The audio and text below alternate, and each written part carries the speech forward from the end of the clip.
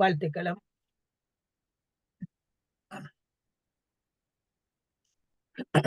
யாழ் மண்டல விண்ணொலி இணைப்பினில் இணைந்திட்ட சிந்தனை ஆற்றல் மிக்க சான்றோர் பெருமக்களை வருக வருக என்று யாழ் மண்டலத்தின் சார்பாக வரவேற்று மகிழ்கின்றோம். முதலில் தொண்டினை சிறப்பாக ஆற்றிக் கொண்டிருக்கும் எங்கள் யாழ் மண்டல தலைவர் திருமிகு குழந்தைவேல் ஐயா அவர்களை தலைமை உரை ஆற்றிட அன்போடு அழைக்கின்றோம். வாழ்க வளமுடன் ஐயா.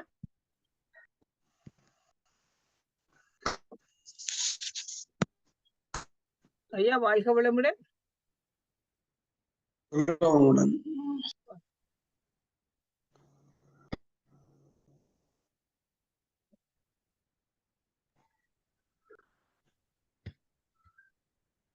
Mic of. கதைங்க ஐயா. வாழ்க வளமுடன்.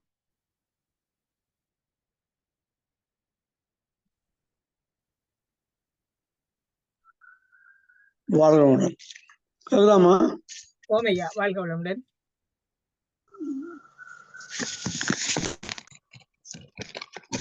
வாழ்க வையகம், வாழ்க வையகம், வாழ்க வளமுடன். இது வாழ்க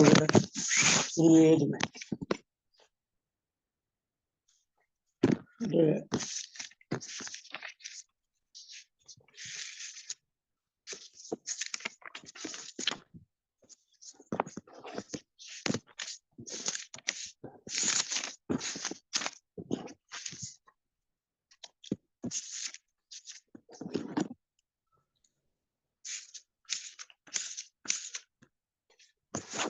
யாழ்மன்ற சூமனை வழிபாடாக இணைந்துள்ள அனைத்து அன்பர்களுக்கு இனிய காலை வணக்கங்கள்.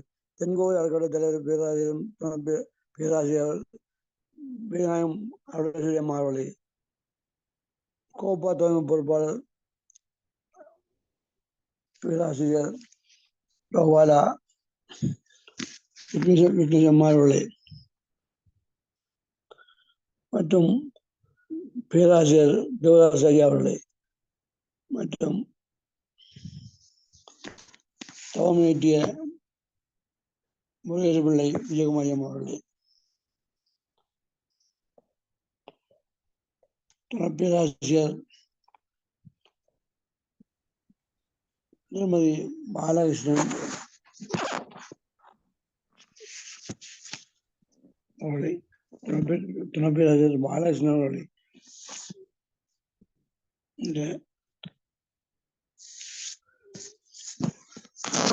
துணை பேராசிரியர் மகாலினி அவர்களே, துணை பேராசிரியர் சுதர்சன் ஐயா அவர்களே,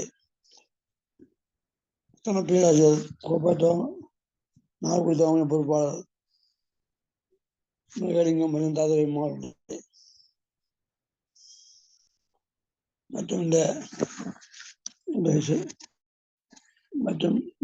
சிறப்பு சிந்தனை ஆற்ற உள்ள பேராசிரியர் காஞ்சினா அம்மா அவர்களே, இன்முகமும் பின்முகலும் என்ற பேசியிருக்கும் அம்மா அவர்களே மற்றும் வெளிநாடு உள்நாடு இணைந்துள்ள அறிஞர் பெருமக்களே, தமிழ்நாட்டில் இணைந்துள்ள பேராசிரியர் டாக்டர் மாணிக்க அவருடைய அவரின் குழுக்களை சிறப்பு சிந்தனை ஆற்றி தருமாறு காஞ்சியம்மா அவர்களை அன்போடு கேட்டு விடுபடுகிறேன். நன்றி, வணக்கம். வாழ்க இன்பம் உண்மைகள் அந்த கருத்தில் எங்களை மகிழ்விக்க இருக்கும் அவர்களுக்கு அன்போடு இணைந்து பெருமாறு கேட்டு மகிழ்கிறோம். நன்றி, வணக்கம். வாழ்க வளமுடன்.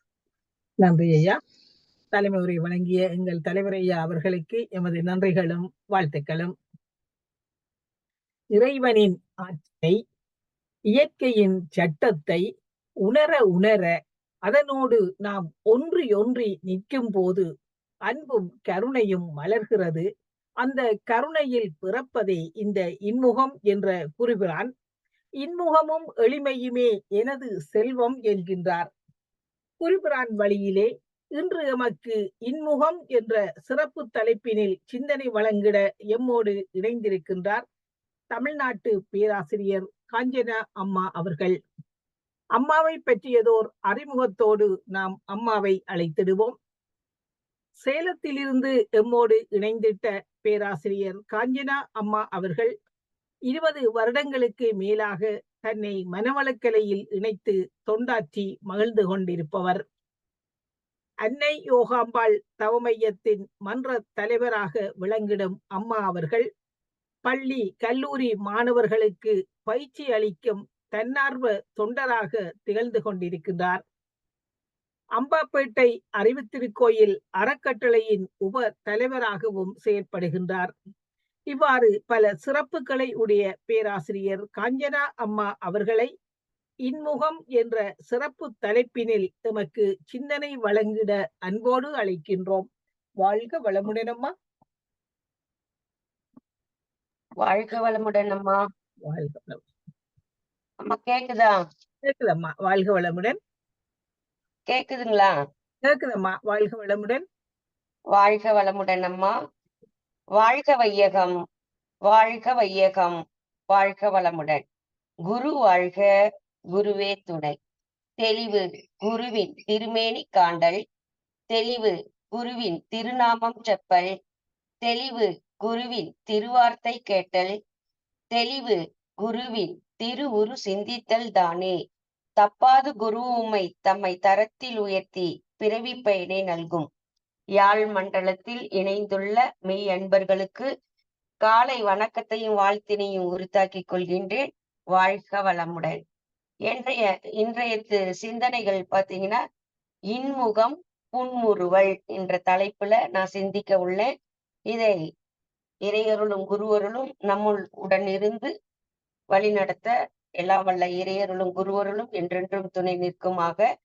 இன்முகம் அப்படின்றது பாத்தீங்கன்னா, நம் இன்முகம் நாம் தேடி பெற வேண்டியது இல்லை. அருள் பேராற்றல் என்னும் இயற்கை நமக்கு பல கோடி இன்பங்களை இயல்பூக்க நிதியாக கொடுத்து உள்ளது. இதுதான் இன்முகம் என்பது. புன்முறுவல் இன்முகத்திற்கு அப்படியே ரிலேட்டிவ் என்ன அப்படின்னு பாத்தீங்கன்னா, புன்னகை என்ற புன்முறுவல் தான். அது அதான் அகத்தின் அழகு முகத்தில் தெரியும் அப்படின்னு பெரியவங்க நம்ம கிட்ட எல்லாரும் சொல்லியிருக்காங்க. அதற்கு பாத்தீங்கன்னா, மகரிஷியினுடைய ஒரு கவிகள், கவலை எனது உள்ளத்தின் கொடிய நோயாம், கணக்கு தவறாய் எண்ணம் ஆற்றலாம், கவலை என்பதே வாழ்வில் சிக்கல் கண்டு கலங்கி மனம் திகைப்பையும் நிலைமை ஆக்கும். கவலை உடல் நலம் உள்ள நலன் கெடும். கண் முதலாய் பொறி ஐந்தும் வளம் கெடுக்கும். கவலையினை முயற்சி சிந்தனை இவற்றால் கடமையினை தேறி ஆற்றி வெற்றி கொள்வோம். மகரிஷியினுடைய கவி. கவலை அப்படின்றது நமது உள்ளத்தில் அப்படின்னா அது ஒரு கொடிய நோய் அப்படின்றாரு மகரிஷி. கொடிய நோய் அப்படின்றது என்ன அப்படின்னு பாத்தீங்கன்னா, நமக்குள்ள மனநோய் தான் கொடிய நோய் அப்படின்றாங்க. மனத்துக்காக தான் மகரிஷி நம்மளுடைய அடிப்படை பயிற்சியில தியானம்ங்கிறத ஒண்ணு நமக்கு கொடுத்திருக்காங்க. அந்த தியானம் அப்படிங்கிறது பாத்தீங்கன்னா, நம்மளுடைய மனதுல இருக்கக்கூடிய எண்ண அலைகளை குறைத்து எண்ணத்துல உயர்வான சிந்தனை வைக்கிறது தான் தியானம் அப்படின்றதும்.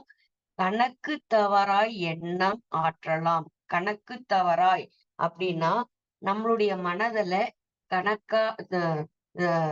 தவறான எண்ணங்கள் இருக்க வேண்டாம். தவறான எண்ணங்கள்னா தீய எண்ணங்கள் இருக்க வேண்டாம்.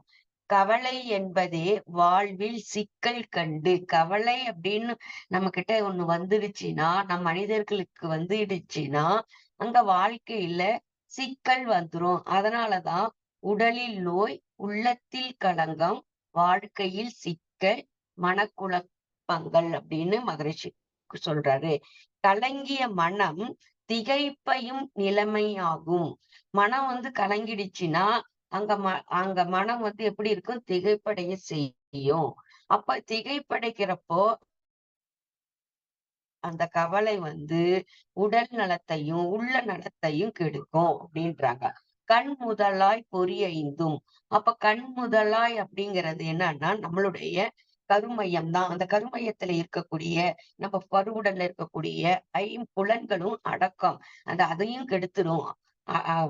கண்டதே காட்சி கொண்டதே கோலமாக இருக்காமல் இந்த ஐம்புலங்களையும் அடக்கக்கூடிய இந்த தியானத்துல நம்ம திளைத்து இருக்கணும். அப்ப அந்த தியானத்துல நம்ம திளைத்து இருக்கிறதுக்காக தான் நம்ம மகரிஷி நமக்கு பஞ்சேந்திரிய தவம் அப்படின்னு ஒன்று கொடுக்குறாங்க. அந்த பஞ்சேந்திரிய தவத்துல அளவு முறை காத்து நம்ம வாழணும். கவலையினை முயற்சி அப்படின்றது என்னன்னா நம் மனிதன் கிட்ட மாற்றமும் முயற்சியும் தேவை. அப்ப அந்த மாற்றமும் முயற்சியும் இருந்துச்சுனாவே சிந்தனை நல்லா இருக்கும்.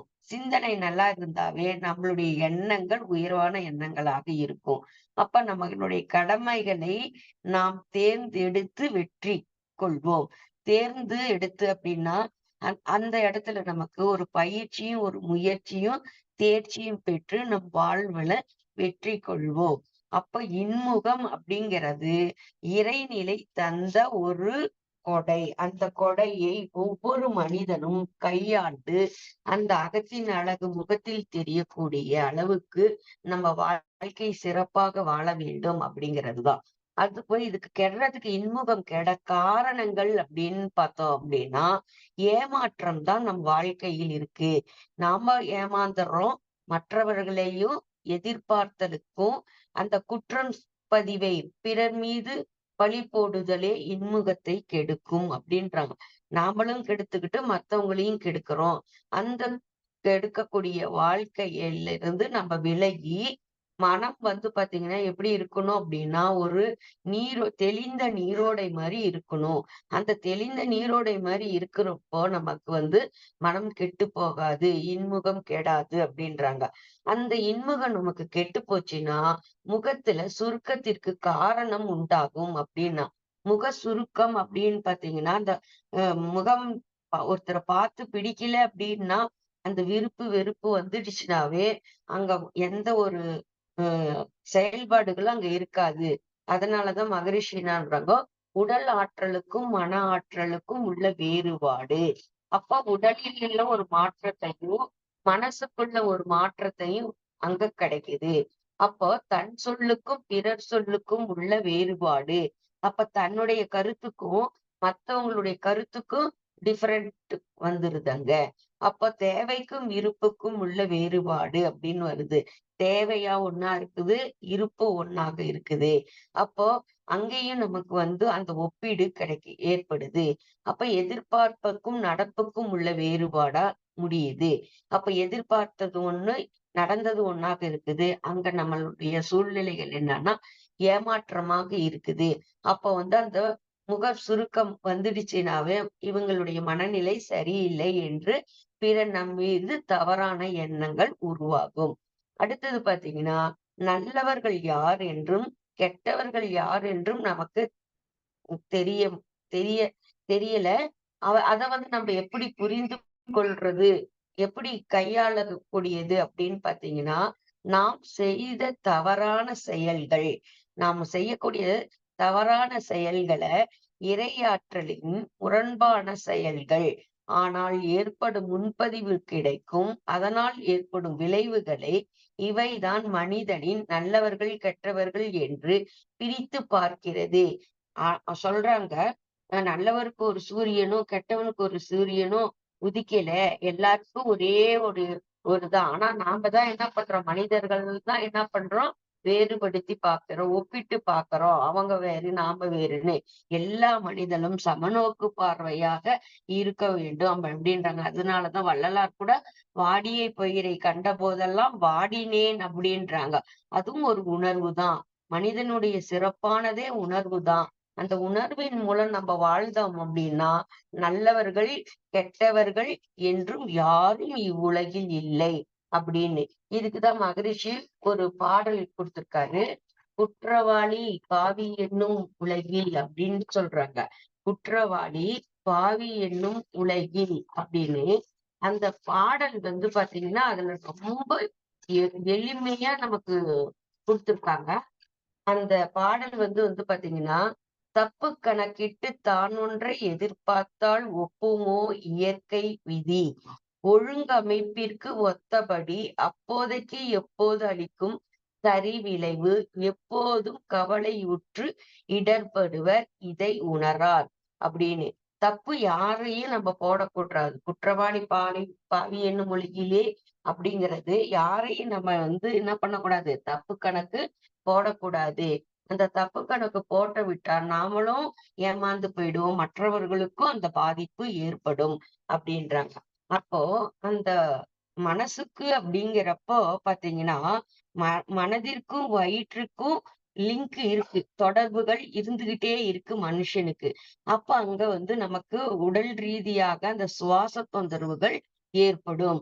அப்ப அதுக்காக தான் நம்மளுடைய மகரிஷி மூச்சு பயிற்சி, அந்த நல்ல எண்ணங்களை உருவாக்கணும் அப்படிங்கிறதுக்காக தான் அந்த மூச்சு பயிற்சிய நீங்க சரியா செஞ்சீங்கன்னா யாரையும் தவறாக பார்க்க மாட்டீங்க அப்படிங்கிறது. அந்த மூச்சு பயிற்சியிலேயே நமக்கு 72,000 நாடி நரம்புகள் இயக்கம் இருக்கு. அந்த இயக்கத்தின் போது நம்மளுடைய உடலில் உள்ள இரத்த ஓட்டத்தை அது சீரமைச்சு அறிவுத்திறனை வளர்க்கக்கூடிய மேம்பாடுகள் அடையுது. அதனாலதான் மகரிஷி என்ன சொல்றாருன்னா, தன்னுடைய இயலாமையை உணர்ந்து நினைத்து கற்பித்து கொண்டு வருத்தி அமைதி இழக்க இயங்கும் மனோநிலையேதான் மனநோய் அப்படின்றாங்க. அப்ப அங்க நம்ம என்ன பண்றோம் அப்படின்னா, தன்னுடைய இயலாமையை உணர்ந்து நம்ம செயல்படும் போது அதனாலதான் திருவள்ளுவரும் என்ன சொல்றாங்க, யாதனின் நீங்கியா நோதல் அதனின் இளன் அப்படின்றாங்க. அப்போ எல்லாமே நம்ம கிட்டதான் இருக்கு. உடலில களங்கமாக இருக்கக்கூடிய நோய்களும் உள்ளத்தில் களங்கமாக விளங்கக்கூடிய வாழ்க்கை சிக்கலுக்கும் கவலையாக மாறப் பெறுகிறது. அப்ப தனது தேவைகளின் இருப்புகளில் உள்ள வித்தியாசத்தை நம்ம எதிர்பார்ப்புக்கும் உள்ள வித்தியாசத்தை அல்லது பற்றுகளை கொண்டுள்ள மக்கள் கூட ஏற்படும் கருத்து பிணக்கினால் கவலை எழுகிறது. இந்த கவலையை நம்ம போக்கணும், அதை சரி பண்ணிக்கணும் அப்படின்னா இந்த சிக்கல்களை நம்ம சேர்க்கணும்.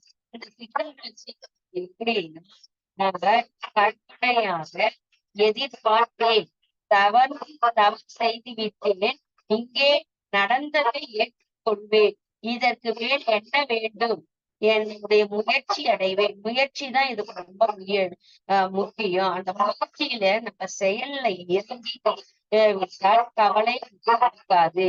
அதுதான் செயல் ஒழுக்கம் தான் நமக்கு ரொம்ப முக்கியம். அந்த செயல் ஒழுக்கம் எப்படி இருக்கணும் அப்படின்னு பாத்தீங்கன்னா, நம்ம கற்பனையில கட்டுப்பட்டு வைத்துக்கொள்ள அந்த முரண்பாடான அந்த சிந்தனைகளை போக்கி, மனக்குழப்பத்தை போக்கி, எதிர்பார்ப்புகளை இரண்டையும் கொள்ளாமல் நல்ல சிந்தனைகளாக இருக்க வேண்டும். அதுதான் கடவுளினுடைய கருணை.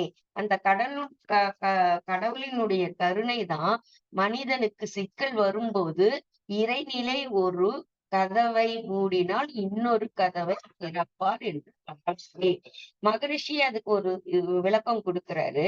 ஒரு கதவை திறந்து வைத்த பிறகுதான் திறக்கிற கதவை இறைவன் மூடுவான். அந்த பழமொழி மகரிஷி கொடுத்திருக்காரு. கதவு அப்படிங்கிறது ஒரு கதவை திறந்து இன்னொரு கதவு மூடுங்கிறது. காற்று வரட்டும், கதவை தர காற்று வரட்டும் அப்படின்னு சொன்னாங்க. அது மாதிரி அந்த கவலை வச்சுட்டே இருந்தோம்னா சிந்தனைகள் அந்த முகத்துல இன்முகமும் நமக்கு இருக்காது. அப்போ நம்ம சிந்தனை திறனை மேம்படுத்திக்கணும்னா ஒரு செயல்ல திட்டமிட்டு செயல் புரிய நம்ம பழகி கொள்ள வேண்டும். அந்த திட்டமிட்டு செயல்படுறது பிளான் ஒர்க் அப்படின்றாங்க. பிளான் பண்ணணும். எந்த விஷயமாக இருந்தாலும் சரி, எந்த செயல்களா இருந்தாலும் சரி, திட்டமிட்டு நாம் செயல்படுத்த வேண்டும். ஒரு உணவுல நம்ம திட்டமிடுறோம் அப்படின்னா கூட அதனுடைய பழக்க வழக்கங்களை சரியாக முறையாக நம்ம பயன்படுத்தி கொண்டால் அந்த திட்டம் நமக்கு செயலாக்கம் வரும். ஒரு சின்ன செயலுக்கு இருந்தாலும் கூட அதை நம்ம திட்டமிட்டு செயல்படணும். அதே மாதிரி பாத்தீங்கன்னா விழிப்பு நிலை அப்படின்னு சொல்றாங்க. அந்த விழிப்பு நிலை அப்படின்றது தேவை, பழக்கம், சூழ்நிலை அந்த அவைகளால் உணர்ச்சி வயப்படாத அந்த செயல்கள் எல்லாம் நம்ம உணர்ச்சி வயப்படாம தன்னையும் தன் அடைய வேண்டிய பயனையும் வலுவாமல் மறவாதையும் வலுவாமையும் விழிப்போடு செயலாற்றும் திறன் தான் விழிப்பு நிலை. அதுதான் நமக்கு அவேர்னஸ் அப்படின்னு சொல்றோம். எந்நேரமும் பாத்தீங்கன்னா அந்த விழிப்பு நிலை. அப்போ அந்த விழிப்பு நிலை நமக்கு வரணும் அப்படின்னா தவங்கள் நமக்கு நிறைய மகரிஷி கொடுத்திருக்காங்க. ஒரு தவம் 2 தவம் கொடுக்கல, 9 தவங்கள் கொடுத்திருக்காங்க. அப்போ அந்த 9 தவத்திலையும் ஒவ்வொரு செயல்பாடுகளையும் நம்ம கொண்டு வந்து அந்த தவத்துல மேன்மை அடைந்தால் நமக்கு ஒரு அவேர்னஸ் கிடைக்கும் அப்படிங்கிறது. அதுக்கடுத்தது பாத்தீங்கன்னா தற்சோதனை அப்படிங்கிறோம். தற்சோதனைங்கிறது தான் இன்ட்ராஸ்பெக்ஷன். இன்ட்ராஸ்பெக்ஷன் அப்படின்னா ஒரு நாணயத்திற்கு இரு பக்கம் முக்கியமோ அது மாதிரி நம்மளுடைய மன தூய்மை தான் ரொம்ப முக்கியம். இந்த மன தூய்மை செய்து கொண்டு எடுக்கும் கூடிய பயிற்சி தான் அகத்தாய்வு அப்படிங்கிறோம். தன்னை, தனது தேவைகளை, செயலின் விளைவை, தகுதியையும் மதிப்பையும் பற்றி ஆராய்வதே தற்சோதனை. இந்த தற்சோதனைகளை நாம் ஒவ்வொரு நாளும் இரவு படுக்கும் முன் நாம் அன்று செய்த செயல்களை நினைவுக்கு கொண்டு வந்து அவற்றால் விளையும் நன்மை தீமைகளை ஆராய்தல் வேண்டும். நன்மை தீமை அப்படிங்கிறது நன்றும் தீதும் பிறர் தரர் வாரார் அப்படின்வாங்க. நல்லதும் கெட்டதும் நம்மகிட்டயேதான் இருக்குது. அந்த நல்லதை மட்டுமே நம்ம எடுத்துக்கொண்டு போனோம் அப்படின்னு பாத்தீங்கன்னா நம்மளுடைய லைஃப்ல எல்லாமே நல்லதுதான் நடக்கும். தடைகள் எல்லாம் போக்கி நம்ம ஒரு பாசிட்டிவ் எனர்ஜி கொடுக்கறப்பதான் நம்மளுடைய மனம் வந்து விரிவடையும். அப்ப மனம் விரிவடைறதுக்கு தான் திருக்குறள் என்ன சொல்றாங்க அப்படின்னு பாத்தீங்கன்னா, வெள்ளத்தனையது இடும்பை அடியுடையோன் உள்ளத்தில் உள்ளங்கெடும். அந்த மனம் நல்ல தெளிவா இருந்துச்சுன்னாவே நம்மளுடைய கடமை உணர்வு அங்க நிக்கும். அப்ப கடமை உணர்வு இருக்கிறப்போ செயல்படும் போதப்போ நம்மளுடைய மனம் வந்து லேசாக மாறும். அப்ப லேசாக மாறும் பொழுது நம்மளுடைய செயல்பாடுகள் சிறப்பாக இருக்கும். அந்த செயல்பாடுகள் சிறப்பாக இருந்தால் மற்றவர்கள் நம்மளை பார்த்து நம்மளுடைய நல்ல எண்ணத்தை அத வந்து தீர்வு கொடுப்பாங்க. அப்ப தீர்வு கொடுப்பாங்கங்கிறதுக்கு நல்ல ஒரு சஜஷன் நம்ம மேல உருவாகும் அப்படிங்கிறதுதான். அப்ப அதுக்குதான் மகரிஷி ஒரு எடுத்துக்காட்டு கூட கொடுத்திருக்காங்க. வாழ்க்கை என்னும் வண்டி எண்ணம் செயல் என்னும் சக்கரங்களினால் ஓடிக்கொண்டே இருக்கிறது. அந்த வண்டியின் இன்பம் துன்பம் என்னும் இருவித சரக்குகளும் உள்ளது.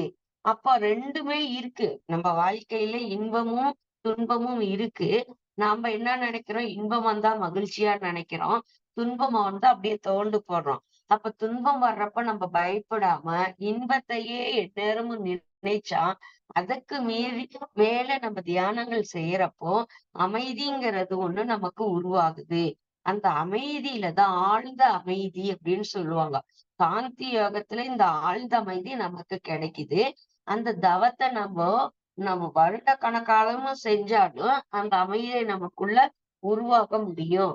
அந்த அமைதி நமக்கு வந்துருச்சுனாவே அடுத்த ரிலேட்டிவ் என்னன்னா நம்மளுடைய வாழ்க்கையில பேரின்பம் தான். அப்ப நம்ம வாழ்க்கையில பேரின்பம் நமக்கு ஆனந்தத்தையும் மனசுல உள்ளத்துல மன மகிழ்ச்சியையும் கொடுக்கணும் அப்படின்னா நம்ம அந்த தவ சிந்தனையிலேயே இருக்கணும். அததான் தவ ஆற்றல். வலிமையா கொடுக்கறது தான் அந்த தவ ஆற்றல். அப்ப அந்த சிந்தனையிலேயே நம்ம இருக்கிறப்போ நம்மளுடைய மனம் அந்த பேரானந்த பேரின்ப நிலைக்கு மனம் கொண்டு போக சொல்லுது. அப்ப கொண்டு போகிறப்போ நானும் இறைவனும் ஒன்றுங்கிற அந்த நிலையை நம்ம ஏற்படுத்திக்கிறோம். ஏற்படுத்தி அதுக்கு உண்டான வழிமுறைகளை பெறுகிறோம். அததான் விளைவறிந்த விழிப்பு நிலை அப்படின்னு சொல்றோம். அப்ப அந்த நுணுக்கத்தை அந்த விளைவறிந்த விழிப்பு என்ற மொழியில்தான் சரக்குகளின் மீது நுணுக்கங்களை முகவரி எழுத பெற்றுள்ளது. அந்த சரக்குங்கிறது எதுன்னா அந்த பேரின்பம் தான். அந்த பேரின்பத்தை தான் நம்ம வந்து சிந்தனை என்ற கண்ணாடி அணியாதவர்களுக்கு அதில் முகவரி எழுதப்படாத மொழி தெரியாத துன்பத்தை மட்டுமே நம்ம எடுத்துக்கொள்கிறோம். அந்த துன்பத்தை நாம நீக்கிக்கிட்டு இந்த இன்பத்தை அனுபவிக்கக்கூடிய இன்பமே நம்மளுடைய வாழ்க்கை. அதனாலதான் ஞானசம்பந்தர் கூட ஒரு பாடல்ல சொல்லியிருக்காங்க. மனிதனுடைய வாழ்க்கையில எந்நாளும் இன்பம் இன்பமே அப்படின்னு சொல்றாங்க. எந்த நாளும் நம்ம இன்பத்தை மட்டுமே அந்த எண்ணங்கள் நம்ம போட்டு வைத்துக் கொண்டு இருந்தால் நம்மளுடைய புகழ், பொருள், செல்வாக்கு இதையெல்லாம் நம்ம ஒரு கட்டுப்பாட்டுக்குள் கொண்டு வந்து நம்மளுடைய மனதினுடைய முயற்சியால எண்ணங்கள், செயல்கள், ஒழுக்கங்கள், சமூக தொண்டு இவற்றின் மூலம் நம்ம அதை ஈடுபடுத்திக் கொள்ளலாம். அப்ப அந்த ஈடுபடுத்திக் கொள்ளும் போது அதனுடைய சமூக தொண்டு அப்படிங்கிறப்ப மனசுக்கு ஒரு அஹ் திருப்தி, நிம்மதிங்கிறத அது திருப்தின்னு சொல்றதை விட நிம்மதின்னு சொல்லலாம். இந்த நிம்மதிக்காக தான் எங்கெங்கேயோ போய் அலைஞ்சிட்டு இருக்கிறோம், தேடுதல் வச்சிருக்கிறோம். அந்த தேடுதல்லாம் முடியடிச்சு நம்ம வாழ்க்கையில எப்பயும் உள்ளுணர்வோடு இருக்கணுங்கிறதுக்காக தான் ஒரு மகரிஷி ஒரு 5 பாயிண்ட் கொடுக்குறாங்க அந்த இன்டிவிஷனுக்கு. இன்டிவிஷன் அப்படிங்கிறப்ப பாத்தீங்கன்னா அனுபவம் தான் இதுக்கு ரொம்ப முக்கியம் அப்படின்றாங்க. அப்ப அந்த அனுபவத்தை எப்படி நம்ம உருவாக்கிக்கிறது அப்படின்னு பாத்தீங்கன்னா மெய்யுணர்வு தான் முதல்ல ரிலேட்டடா வர்றது. மெய்யுணர்வு, அந்த மெய்யுணர்வு அப்படிங்கிறப்போ உண்மையே நம்ம உணரக்கூடிய அறிவை வளர்த்துக்கணும். எதுவா இருந்தாலும் உண்மைதான். அதுவும் உண்மை அப்படிங்கிறது தான் நம்ம எதை எதை வச்சு நம்ம தெரிஞ்சுக்கிறோம்னா, இப்ப அழகா பேராசிரியர் துரியாதீதன் தவம் எடுத்தாங்க. அந்த தவத்துல அந்த உண்மை நிலையை நம்ம தெரிஞ்சுக்கிறோம் இல்லைங்களா? அதுதான் ஜீவ பிரம்ம ஐக்கிய முக்தி நிலை. அந்த ஜீவ பிரம்ம ஐக்கிய முக்தி நிலைக்கு ஒவ்வொருத்தரும் மனம் அந்த இறைநிலையோடு இணையிறப்போ அங்க ஒரு விஸ்வரூப தரிசனம் நமக்குள்ள ஏற்படுறதுதான் மெய் உணர்வு அப்படின்றோம். அதுக்கடுத்தது பாத்தீங்கன்னா உள்ளுணர்வு அப்படின்றோம். அந்த உள்ளுணர்வு அப்படிங்கிறது எண்ணம், சொல், செயல். அந்த எண்ணத்தாலும் சொல்லாலும் செயலாலும் யாருக்கும் துன்பம் இல்லாத ஒரு செயலைதான் ஒழுக்கம் அப்படின்றோம். அந்த அறிவுக்கும் சரி, உடலுக்கும் சரி, மனதுக்கும் சரி துன்பம் யாருக்கும் கொடுக்காத இருக்கக்கூடிய ஆஹ் உள்ளுணர்வு கல்வியை நம்ம மகரிஷி கொடுத்திருக்காங்க. அடுத்தது வெளியுணர்வு அப்படிங்கிறது. வெளியுணர்வுங்கிறது தன்னையும் பாதித்து பிறரையும் பாதித்து இருப்பது. மற்றவர்களுக்கு நம்ம எப்ப பார்த்தாலும் என்ன சொல்றாங்க, துன்பத்தையே கொடுத்து வாழ்றதுதான் வெளியுணர்வு. அப்ப புறத்தே மனம் வெளியே போக போக பொய்யான வாழ்க்கையதான் நம்மளால வாழ முடியும். புறத்தே வாழக்கூடிய அந்த பொய்யான உலகத்துல நம்ம சிக்கிக்கிட்டா ஆணவம், கர்மம், மாயைங்கிறத அந்த அந்த செயல்பாட்டுக்குள்ள நம்மளுடைய தன்முனைப்பு அப்படிங்கிற அந்த செயல்பாட்டுக்குள்ள நம்ம மனம் பற்றி கொள்ளும். அப்ப அதுல இருந்து நம்ம விலகிறதுக்கு தான் இத்தனை உண்மையான கருத்துக்களை உணர்ந்துக்கிறோம். அப்போ இந்த பொய்யான வாழ்க்கையை வாழ்வதை விட மெய்யான வாழ்க்கையை வாழ்வதற்காக தான் 6வது அறிவுங்கிற பகுத்தறிவு உணர்வு நமக்கு கொடுக்குது. அப்ப பகுத்தறிவு உணர்வு நமக்கு கொடுக்கறப்போ நல்லது எது, கெட்டது எது பகுத்து பார்க்கக்கூடிய அறிவை நம்ம வளர்த்துக்கணும். அந்த பகுத்து பார்க்கக்கூடிய அறிவை நம்ம எப்படி எடுத்துக்கணும் அப்படின்னு பாத்தீங்கன்னா, அதனாலதான் மகரிஷி சொல்றாரு, குருவின் பாதையே வழி. குருவினுடைய பாதை அப்படின்றப்போ குரு நமக்கு காட்டிய தத்துவங்கள்ல செயல் விளைவு தத்துவம் இருக்கு. நிறைய அதுக்கு சொல்யூஷன் தீர்வு நம்ம குருபிரான் ஆசான் கொடுத்திருக்காங்க. அப்ப அதன் வழியிலேயே நம்ம நடக்கணும்ன்றது. அடுத்தது பாத்தீங்கன்னா குருவின் பார்வையே ஒரு வரமாக மாற்றிக்கொள்ளணும். எனக்கு குரு கொடுத்த வரம், இதை நான் உண்மையாக செய்வேன்றது வரமாக ஏற்றுக்கொள்ள வேண்டும். அடுத்தது பாத்தீங்கன்னா குருவின் கருத்தே மந்திரம். அவர் கருத்துக்கு மீறி நான் எந்த ஒரு தவறையும் செய்யாமல் உண்மையாக அந்த கருத்தின் மூலம்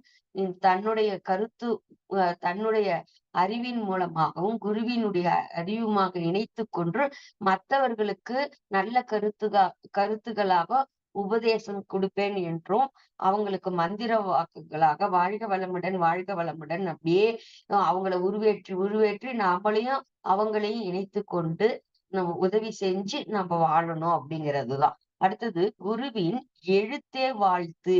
எழுத்தே அப்படிங்கிறப்போ நம்மளுடைய எண்ணம் தான் ஒளியலையாக இருக்கு. அது வாழ்த்தாக போகும். நம்மளையும் வாழ்த்திக்கணும், மற்றவர்களையும் வாழ்த்தி மற்றவர்களும் நலமாக வாழ்த்தக்கூடிய அமைப்பு நமக்கு மகரிஷி கொடுத்திருக்காங்க. நம்மளுடைய மனவளக்கலையினுடைய மிகப்பெரிய சிறப்பு, மிகப்பெரிய பொக்கிஷம் வாழ்த்து. அதுதான். இந்த வாழ்த்தின் மூலம் ஒவ்வொருத்தரையும் நம்ம வாழ்த்துறப்போ நம்ம மனம் மகிழுது, மற்றவர்களுடைய மனமும் சிறப்படையுது. அடுத்தது பாத்தீங்கன்னா, குருவின் எண்ணமே அருள். இந்த குருவினுடைய எண்ணம் எப்ப நமக்கு அருளாக மாறுகிறதோ அப்ப பாத்தீங்கன்னா அறிவை பெருக்கக்கூடியது தவம். ஞானத்தை உணர்த்துவது வரம். இந்த வரம் எப்படி கிடைக்கும் அப்படின்னு பாத்தீங்கன்னா, குரு அருள் மூலம் நாம் பெற்றுக்கொள்ளக்கூடிய சிறப்பான அந்த அறிவை நம்ம பெற்றுக்கொண்டால்தான் தவம் நமக்கு நல்லா செய்யதான் நமக்கு அருளாகவும் வரமாகவும் மாறும். அப்ப குரு வழியை நடத்தலே வாழ்க்கை அப்படிங்கிறது. குரு வழியில அவர் என்ன கத்து கொடுத்திருக்கிறாரோ அப்படியே நம்ம ஃபாலோ பண்ணிட்டு வந்தோம் அப்படின்னா நம்ம வாழ்க்கை சிறப்பாக வாழும். அப்ப குரு வழி நின்றலே தெய்வம். நானும் தெய்வம், எல்லாம் தெய்வம், நினைத்து பார்த்தால் எல்லாம் தெய்வம் அப்படின்னு சொல்றாங்க. நானும் தெய்வமாக இருக்கிறோம், மற்றவங்களை பார்க்கும் போது தெய்வமாக பார்க்கின்றோம். அப்போ நடமாடும் தெய்வம். மனிதனை பார்த்து குருபிரான் என்ன சொல்லியிருக்காங்க? நடமாடும் தெய்வம். அப்போ ஒவ்வொரு உயிருமே தெய்வமாக பார்க்கும்போது அங்கு நமக்கு அன்பும் கருணையும் வருகிறது. அப்ப அன்பும் கருணையும் நம் வாழ்க்கையில வர்றப்போ பிரபஞ்சத்தில் 7 வண்ணங்களாக திகழக்கூடிய அறிவு நமக்கு வருது. நம்ம 7 வண்ண அறிவு எப்படி உருவாகுது அப்படின்னு பாத்தீங்கன்னா, ஃபர்ஸ்ட் நம்மளுக்கு அமைதிங்கிற ஒரு தியானத்தின் மூலம் அமைதிங்கிற ஒரு கான்செப்ட் நமக்கு புரியுது. நாம மனசுல அமைதியாக இருக்க இருக்க இறைவனின் மொழி என்னங்கன்னு பாத்தீங்கன்னா அமைதிதான், தெய்வம் தான். இறைவனின் மொழி மௌனம். அப்ப மௌனமாக இருந்து ஒவ்வொரு செயல்பாடுகளிலும் நம்ம வெற்றி கொள்வதற்கு அமைதியை முன்ன நம்ம எடுத்துட்டு போனோம். அப்ப அமைதி அப்படின்னு நமக்குள்ள உருவாயிடுச்சுன்னா அங்க அன்பு வந்துரும். அப்ப எல்லா உயிரையும் பாக்குறப்போ அன்பாக பார்ப்போம். அதான் ஆறுயிருக்கெல்லாம் அன்பு செலுத்தல் வேண்டும் அப்படிங்கிறோம். இந்த அன்புதான் இதுக்கு ரொம்ப ரொம்ப முக்கியம். இந்த இன்பகத்திற்கு இன்சொல்லோடு நம்ம பேசுவதற்கு அன்புதான் ரொம்ப முக்கியம். அன்பு அப்படிங்கிற வார்த்தை நம்ம கொடுக்கக்கூடியது. நம்ம என்ன கொடுக்கிறோமோ அது மீண்டும் நமக்கே சேரணும்னா இந்த அன்புதான் நமக்கு வருது. அடுத்தது பாத்தீங்கன்னா அரவணைப்பு. எல்லோருடையும் அரவணைப்போடு இருக்கணும். எல்லோரிடமும் அப்படிங்கிறப்போ ஒருத்தர் தெரியாது அப்படின்னா கூட அவங்கள பார்த்தா கூட ஒரு அரவணைப்பு, ஒரு ஆறுதல், அந்த ஒரு சிறப்பான முறைக்கு நம்ம வரணும். அதுதான் பாத்தீங்கன்னா அணுகுமுறை அப்படின்னு சொல்றாங்க. அந்த அரவணைப்பு தான் அணுகுமுறை, அப்ரோச் அப்படின்னு சொல்றோம். அப்ரோச் அப்படிங்கிறப்போ எல்லாத்தையும் சேர்த்து உங்களால முடியும், என்னால செய்ய முடியும், அந்த முடியும்ன்ற தன்னம்பிக்கை உருவாக்கி நம்ம அவங்களையும் மேலும் மேலுக்கும் முயற்சி எடுத்துட்டு வரணும் அப்படிங்கிறதுதான். அடுத்தது ஆறுதல் அப்படின்னு சொல்றான்.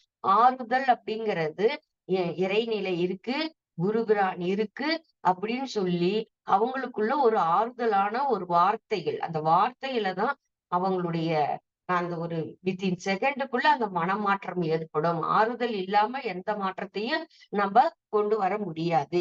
அதுக்கு அடுத்தது பாத்தீங்கன்னா அடக்கம் அப்படிங்கிறோம். அடக்கம் அப்படின்னு சொல்றது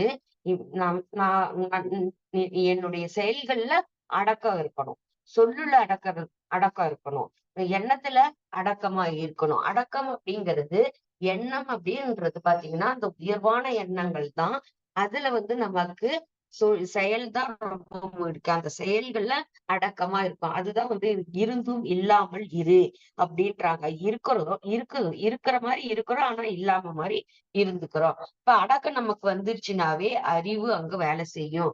நம்ம மனிதனுக்கிட்ட இருக்கக்கூடிய அறிவு சிற்றறிவு, இறைநிலை கிட்ட இருக்கிற அறிவு பேரறிவு. அந்த சிற்றறிவு பேரறிவோடு இணையக்கூடிய அறிவாக நம்ம மாறணும். அப்ப அறிவுங்கிறது எல்லோரிடையும் இருக்கு. அந்த அறிவை பயன்பாட்டுக்கு கொண்டு வந்து இறைநிலையும் நானும் இணைந்த கூடிய அறிவாக மாற்ற வேண்டும். அந்த அறிவாக மாறினால்தான் அது அறிவு அற்றம் காக்கும் கருவி அப்படின்றாங்க.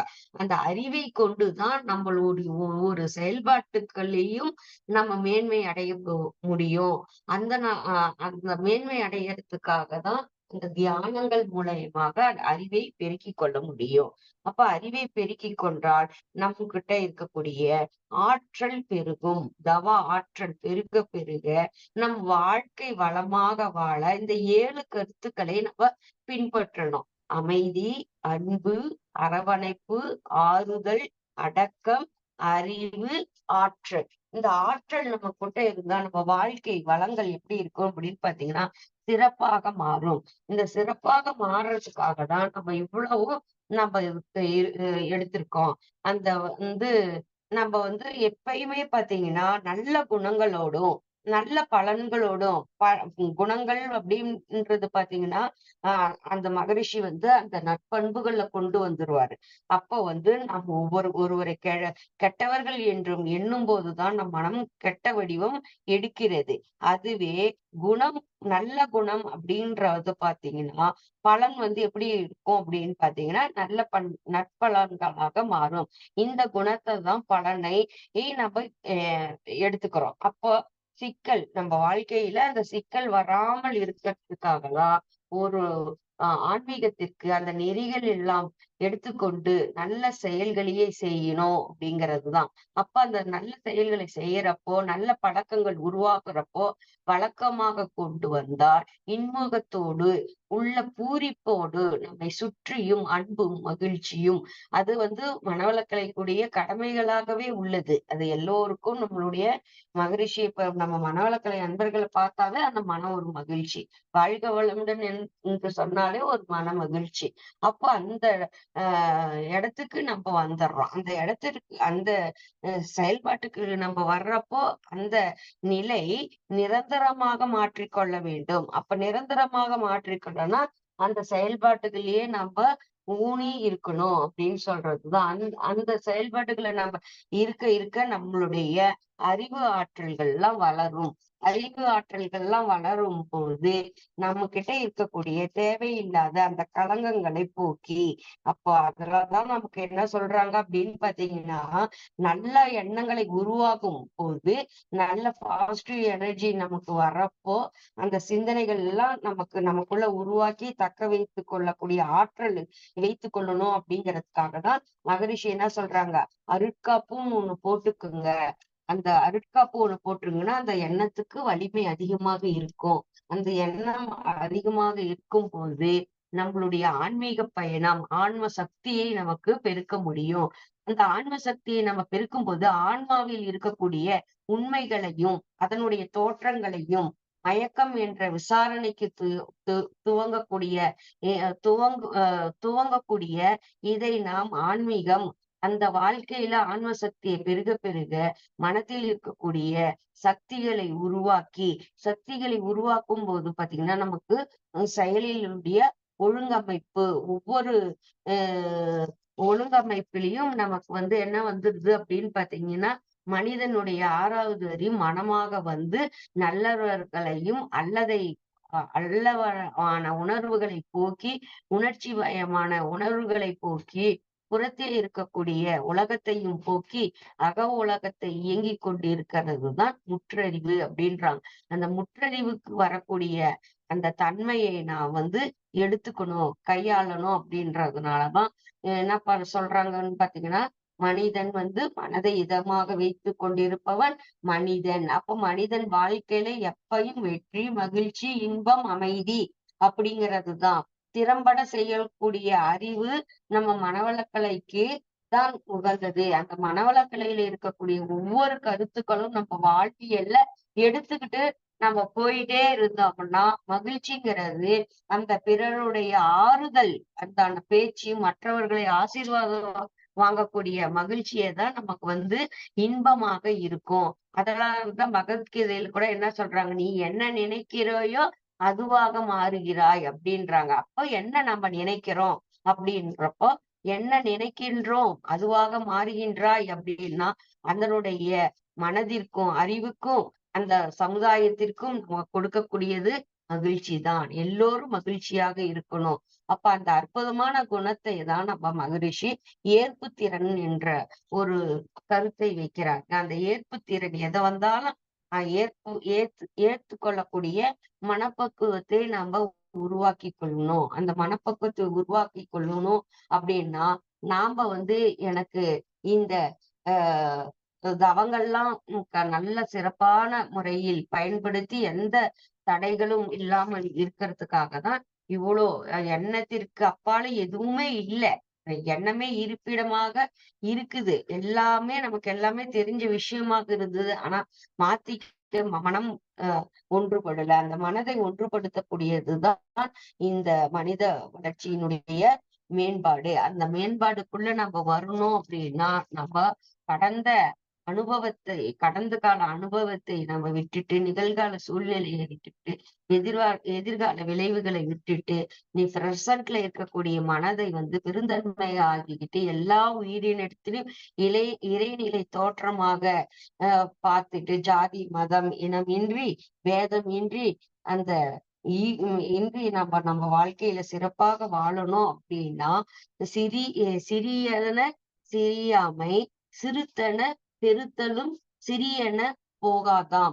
பெருத்தன சிரித்தாலும் பெருத்தன சிறியன போகாது அப்படின்னு கம்பர் சொல்வாரு. அது மாதிரி எதுவுமே பாத்தீங்கன்னா சிறிதாகவும் பெருசாகவும் நம்ம எடுத்துக்கொள்ளாமல் ஒரு அன்பும் கருணையோடு எல்லோரிடையும் ஒரு இணக்கத்தன்மையாக இருக்கணும் அப்படிங்கிறதுதான். அதுக்குதான் ஒரு பழமொழி சொல்லுவாங்க. அந்த அன்புக்கு ஒரு இது அந்த அன்புல நம்ம எந்த அளவுக்கு நம்ம எடுத்து இருக்கிறோம் அப்படிங்கிறது எல்லாருக்குமே எல்லா மகான்களும் நமக்கு கொடுத்திருக்காங்க. அதுல ஒரு உண்மையான நம்ம சரியா எடுத்துக்கிறது அப்படின்றது பாத்தீங்கன்னா ஏழ்மையிலும் நேர்மை அப்படின்றாங்க. அப்ப ஏழ்மை நம்ம கிட்ட ஏழ்மை இருக்குது. ஆனா அந்த ஏழ்மை இருந்தாலும் எதுல ஏழ்மையா இருக்கிறோம்? அறிவுலதான் ஏழ்மையா இருக்கிறோம். அந்த அறிவுல ஏழ்மையா இருக்கும் போதும் கூட நம்மளுடைய மனம் எப்படி இருக்குன்னா நேர்மையா இருக்கணும். நேர்மையா இருக்கிறதுக்காக தான் தவங்கள் கொடுத்திருக்காங்க. அதான் சொல்லுவாங்க, ஏழையின் சிரிப்பில் இறைவனை காணலாம் அப்படின்றாங்க. ஏழையின் சிரிப்பில் இறைவனை காணலாம் அப்படிங்கிறப்போ இறைவனே அவனுள் இருந்து செயல்படுகின்றான் அப்படின்னு தான் நேர்மையா இருக்கிறது தான் நம்மளுடைய இறைவனை நம்ம பார்க்க முடியும்.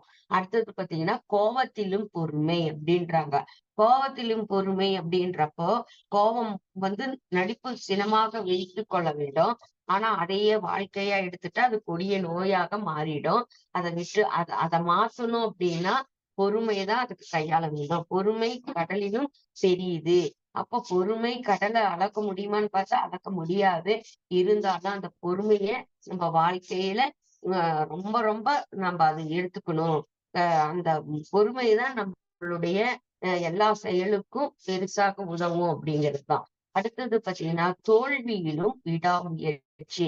எத்தனை தோல்விகள் நம்ம வாழ்க்கையில வந்தாலும் எத்தனை தடைகள் நம்ம கிட்ட வந்தாலும் நமக்குள்ள ஒரு மாற்றமே அந்த முயற்சியின் தான் நம்மள மாற்றத்தை ஏற்படுத்தும்.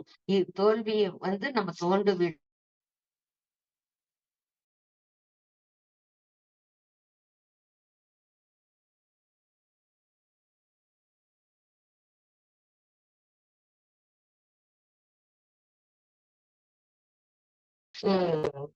தவறான துன்பத்தை கொடுக்க கூடாது.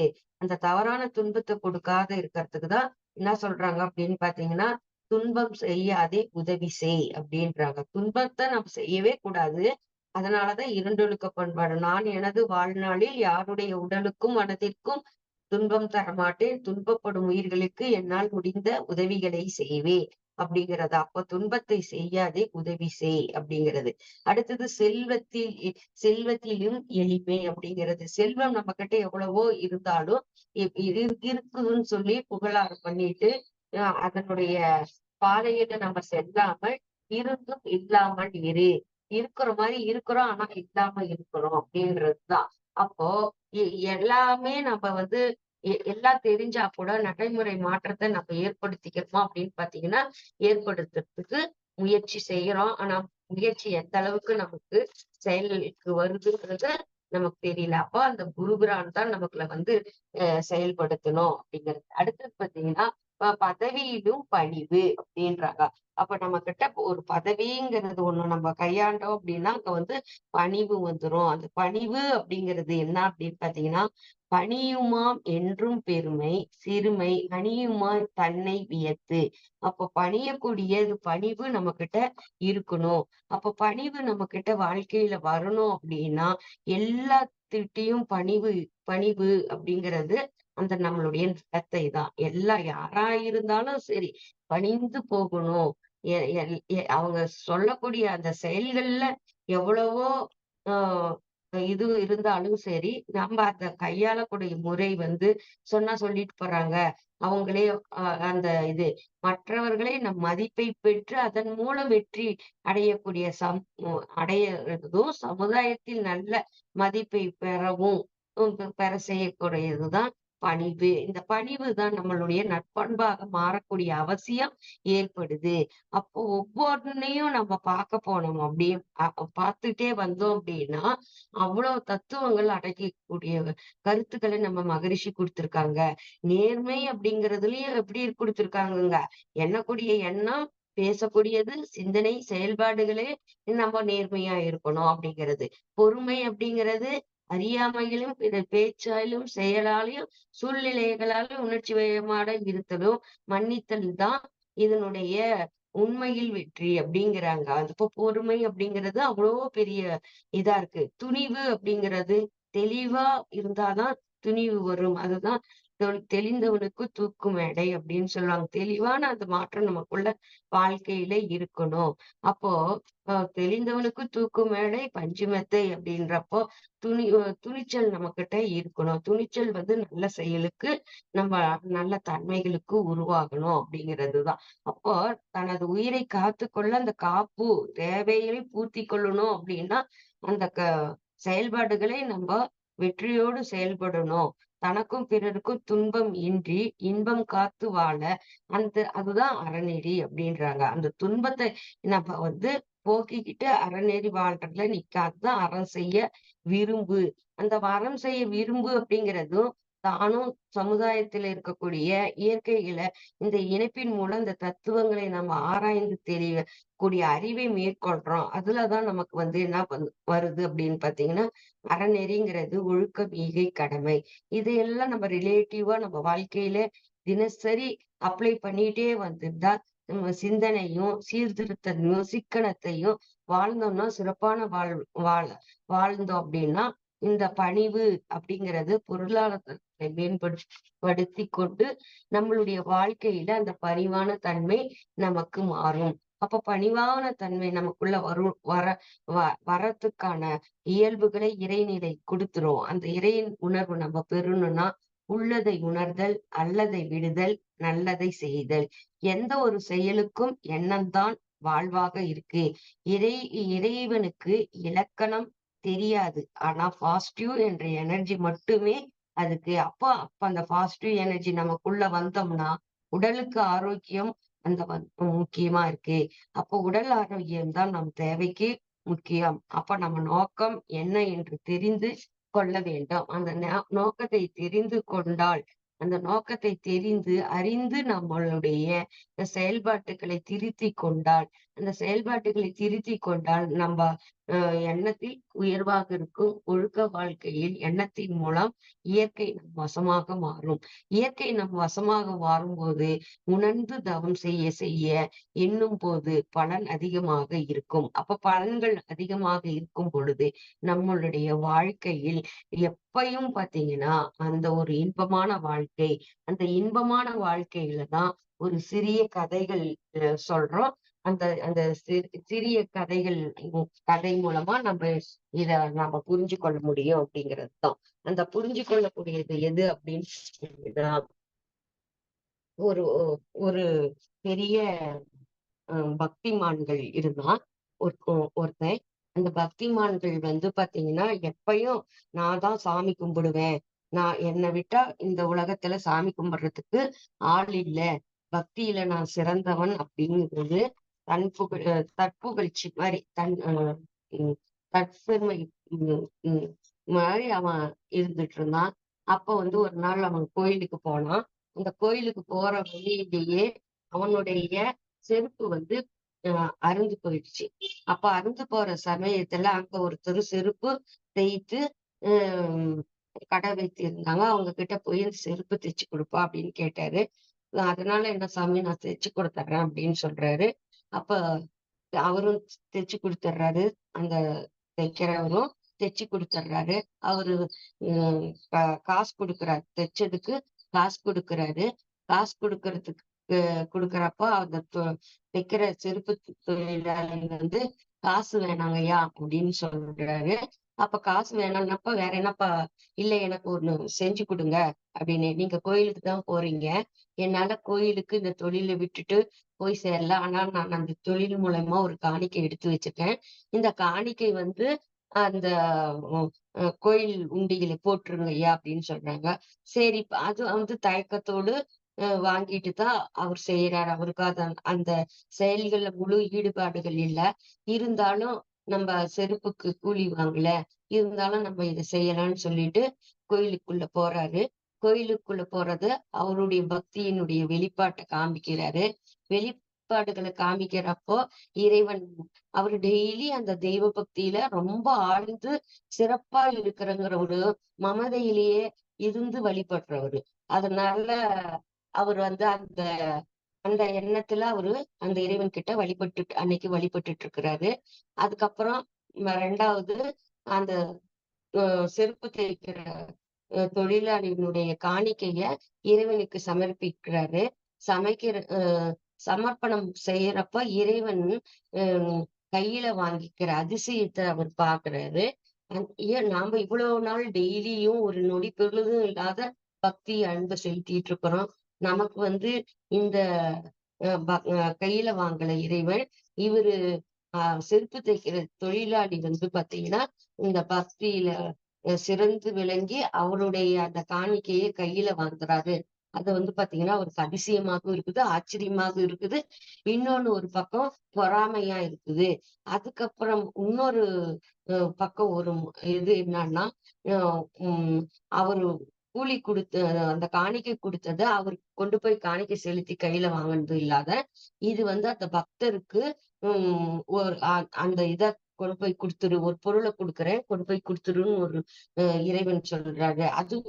அதை விட மிகவும் ஒரு ஆச்சரியமாக இருந்தது. அது கொடுத்தது வந்து பாத்தீங்கன்னா ஒரு பெரிய விலை விலை உயர்ந்த வைடூரிய மாணிக்கம் பதி பதிச்ச வளையல் அவர்கிட்ட காணிக்கையா கொடுத்துரு அப்படின்னு இறைவன் சொல்றாரு. அப்ப வந்து அந்த வளையல எடுத்துட்டு கீழே கோயில இருந்து வெளியே வர்றப்போ மனம் மாற்றம் ஒரு வருது. இதை எடுத்து அந்த தொழிலாளி கிட்ட கொடுத்தோம் அப்படின்னா அவன் அவன் அவன் தான் அவன் எனக்கு நன்மை இருக்காது. அதனால இந்த வளையலை எடுத்துட்டு நம்ம வீட்டுக்கு போயிடலாம்.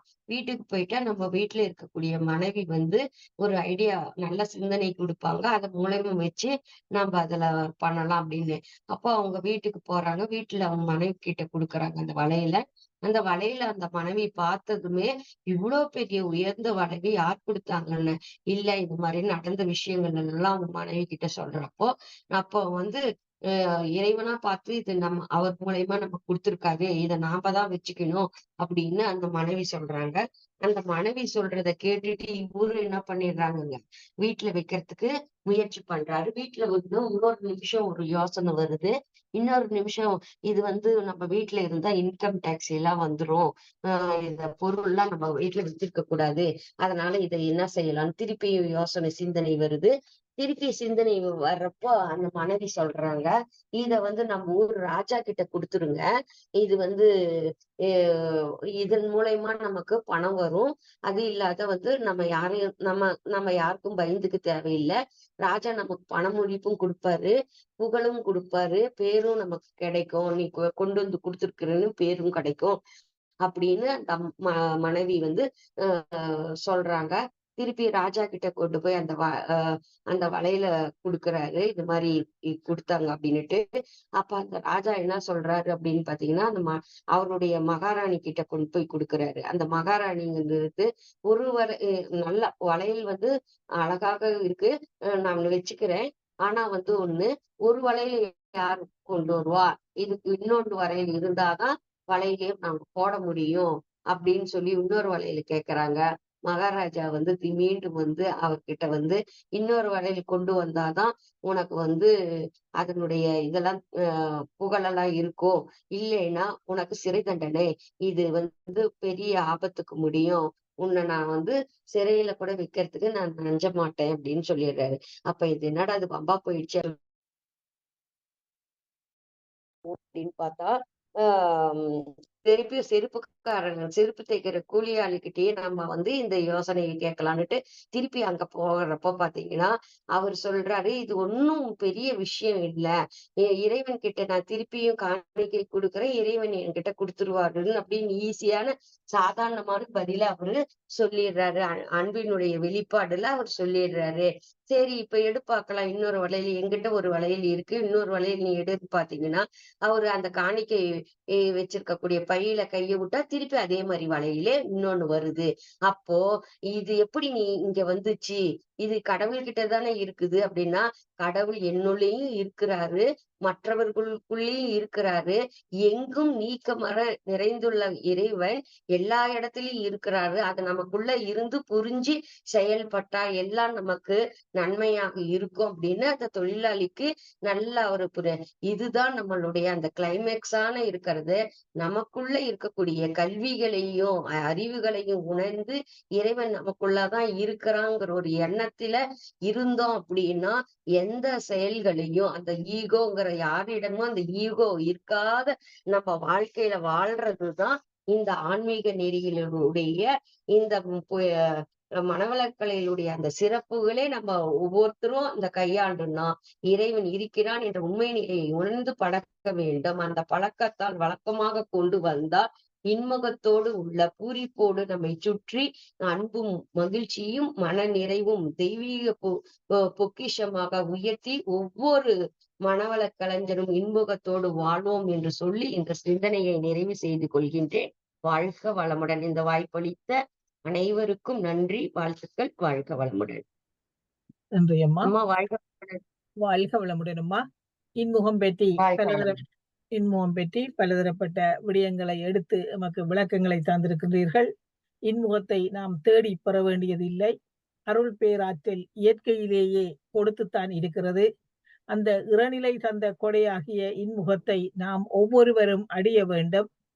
அதற்கு இந்த இன்முகம் கெடுவதற்குரிய காரணங்கள் என்னவென்று காரணங்களை எடுத்து கூறி, அந்த காரணங்களுக்கு மனவளக்கலை பயிற்சிகள் எவ்வாறு உதவி செய்கிறது என்ற விளக்கங்களை எல்லாம் தந்த அம்மா. இவ்வாறு நாம் அந்த பயிற்சிகளை செய்வதன் மூலம் நமக்கு அமைதி கிடைக்கிறது, மனம் பேரானந்த நிலைக்கு செல்கிறது. நாம் புறத்தே வாழ்ந்து கொண்டிருக்கின்றோம். இந்த புறத்தே வாழுகின்ற இந்த வாழ்வில் நாம் இல்லாது வாழுவதற்கு குறுகாட்டிய வழியில் அதை குறுகாட்டிய வழியை நாங்கள் ஒரு வரமாக வாழ்த்தாக குருவின் எண்ணத்தையே நாம் அருளாக எடுத்து வாழ்ந்தால் நமக்கு பார்ப்பன எல்லாமே தெய்வமாக தென்படும். அவ்வாறு ஒரு நிலை வரும்போது அங்கு அன்பும் கருணையும் மலரும் என்ற விளக்கங்களை தந்ததோடு நாம் ஒவ்வொருவரும் சிக்கலின்றி வாழுவதற்கு அரவணைப்பு, ஆறுதல், அடக்கம், அறிவு, ஆற்றல், ஏற்புத்திறன், எளிமை, விடாமுயற்சி, பொறுமை, பணிவு, துணிவு இவற்றையெல்லாம் நாங்கள் வளர்த்து கொள்ள வேண்டும் என்ற விளக்கங்களை எல்லாம் தந்து மனதை இதமாக கொண்ட மனிதன் இந்த மனவளக்கலை பயிற்சிகளை சிறப்பாக செய்வதன் மூலம் தனது மனதை இதமாக்கி சாதி மத இன பேதமில்லாமல் மகிழ்வாக வாழலாம், அறநெறி காத்து வாழலாம். இவ்வாறு வாழ்ந்தால் நாம் உள்ளதை உணர்வோம், அல்லதை விடுவோம், நல்லதை செய்வோம் என்று இவ்வாறு வாழ்ந்தால் எல்லோரும் இன்முகத்தோடு திகழலாம் என்ற சிந்தனையை எமக்கு தந்திருக்கிறார்கள். அம்மா அவர்களுக்கு எமது நன்றிகளும் வாழ்த்துக்களும். நன்றி அம்மா. நன்றி அம்மா. வாழ்க வளமுடன் அம்மா. வளமுடன் அம்மா. கருத்தை வழங்குவதற்கும் அம்மாவை வாழ்த்துவதற்கும் முனைவர் மாணிக்க வாசகம் ஐயா அவர்களை அன்போடு அழைக்கின்றோம். வாழ்க வளமுடன் ஐயா. வாழ்க வளமுடன், வாழ்க வளமுடன். மிக அற்புதமான உரைங்க. நல்லா 1 மணி நேரம் சூப்பரா எடுத்துட்டாங்க. என்னங்க ஆசை ஒண்ணு குறைய மாட்டேங்குது, அறிவு வளர மாட்டேங்குது. 2 தான் பெருஞ்சிக்கல்ங்க. ரொம்ப அற்புதமா பேசுனங்க. அறிவு கொஞ்சம் முதிர்ச்சி ஆக ஆவ ஆவ ஆவ அந்த ஆசை குறைஞ்சுக்கிட்டு நம்மளுடைய இயற்கை தத்துவங்கள புரிஞ்சுக்கிறோம். நல்லா பேசுனாங்க. ஐயா கொஞ்ச ஐயா வாழ்க இன்னைக்கு வளமுடன். அறிவே முதிர்ச்சி கொண்டுன்னா தியானத்துல தாங்க அது முதிர்ச்சி செய்ய முடியும். தியானம் ஆமா. நம்ம நல்லா 2 மணி நேரம் 1 மணி நேரம் உக்காந்து பழகணுங்க ஐயா. யாரு வர்றாங்க? கூப்பிட்டா பாருங்க. நம்மல்லாம் Zoomல வாங்கன்னு சொல்லி கூப்பிட்டு பார்த்தா ஒண்ணும் நெவர மாட்டேங்குது. இருப்பினும் நம்ம முயற்சி பண்ணுவோம். அங்க சேலம் தாம்மா நான் வந்துட்டு இருக்கிறேன். புறப்பட்டுட்டு இருக்கிறேன்ம்மா. நீங்க பேசுங்க. நீங்க ஃபுல் நேரம் மௌன கிளாஸ் இதுல போட்டிருக்கிறாங்க. மண்டல அலுவலகத்துல ஃபுல் நேரம் கிளாஸ் மௌனத்துக்கு வரேன். சேலத்துக்கு தான் வரேன். வாழ்க வளமுடன். நீங்க பேசுங்க. சரிங்க ஐயா. வாங்க ஐயா. வாழ்க வளம். அம்மாவை நாம் முதலில் துரிய நிலையில் நின்று வாழ்த்துவோம். எமக்கு இன்முகம் பற்றி சிந்தனையை வழங்கிய பேராசிரியர் காஞ்சனா அம்மா அவர்கள் வாழ்க வளமுடன். அம்மா அவர்களது உடல் நலம் வாழ்க வளமுடன். அம்மா அவர்களின் அன்பு குடும்பம் வாழ்க வளமுடன். அம்மாவின் அருள் தொண்டு மேலும் சிறந்து ஓங்கிட வாழ்க வளமுடன். வாழ்க வளமுடன் அம்மா.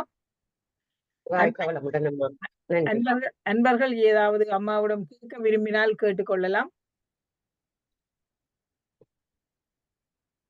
இல்லை, கேள்விகள் இல்லாத பட்சம் நாம் நன்றி உரை வழங்குவதற்கு செல்வோம். எமக்கு இன்று நன்றி உரை வழங்குவதற்கு எங்கள் மண்டல துணைத் தலைவர் மேகலிங்கம் வசந்தாதேவி அம்மா அவர்களை அன்போடு அழைக்கின்றோம். வாழ்க வளமுடன் அம்மா. வாழ்க வளமுடன் அம்மா.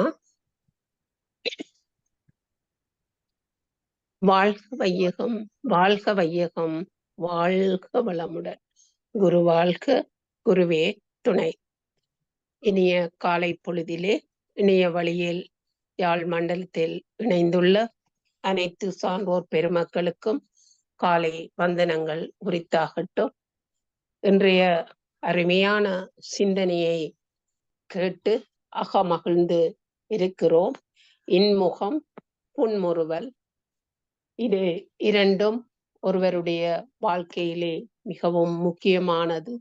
உள்ளதை உணர்ந்து அல்லவை தவிர்த்து நல்லவை செய்வோம் என்ற அருமையான இந்த சிந்தனை உரையை செவிமடுத்தோம். இன்முகம் என்பது உண்மையிலே அகத்தின் அழகு முகத்தில் தெரியும் என்ற கூற்றுக்கு இணங்க ஒருவருடைய உள்ளத்தினுடைய அழகைத்தான் இந்த இன்முகம் காட்டி நிற்கின்றது. உள்ளத்திலே துன்பம் இருந்தால் இன்முகம் வராது, புன்முறுவல் வராது. எனவே இன்முகமுத்துடன் இருப்பதற்கு வேதாத்திரிய கருத்துக்கள் மிகவும் முக்கியமானது.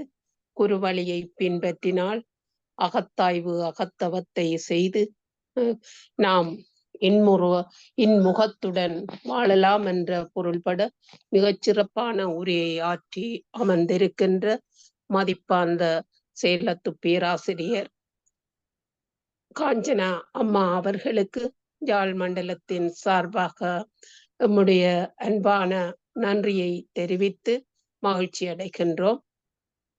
யாழ் மண்டலத்தின் செயற்பாடுகளிலே நாம் கலந்து சிறப்பான சிந்தனை உரையை செவிமடுக்க துணை புரிந்து கொண்டிருக்கும் மண்டல தலைவர் துணை பேராசிரியர் குழந்தைவேல் ஐயா அவர்களுக்கும் நமது மனமு வந்த நன்றிகள். இங்கே தொகுப்புரையை மிகச்சிறப்பான முறையிலே வழங்கி எங்களுடைய அன்புக்கும் மதிப்புக்கும் பாத்திரமாக இருக்கின்ற பேராசிரியர் எங்களுடைய விக்னேஸ்வரி ராவ்பாலா அம்மா அவர்களுக்கும் யாழ் மண்டலத்தின் சார்பாக நன்றிகளை கூற கடமைப்பட்டிருக்கின்றோம். இங்கே அருமையான சிந்தனைவாதிகள், ஆன்மீகவாதிகள் இங்கே அறிமுகப்படுத்தப்பட்டு கொண்டிருக்கிறார்கள். இந்த அறிமுகத்துக்கெல்லாம் மிகச்சிறப்பான காரணகர்த்தாவாக அமைந்திருக்கின்ற பாரத தேசத்தின் வேதாத்திரிய முத்து பேராசிரியர் டாக்டர் மாணிக்க வாசகம் ஐயா அவர்களுக்கும் யாழ் மண்டலம் தன்னுடைய மதிப்பார்ந்த நன்றிகளை தெரிவித்து மகிழ்ச்சி அடைகின்றது. இங்கே இறைவணக்கம் குருவணக்கம் இசைத்த துணை பேராசிரியர் திருமதி விஜயகுமாரி முருகேசம்பிள்ளை அம்மா அவர்களுக்கும் மண்டலத்தின் சார்பாக நன்றிகள் உரித்தாகட்டும்.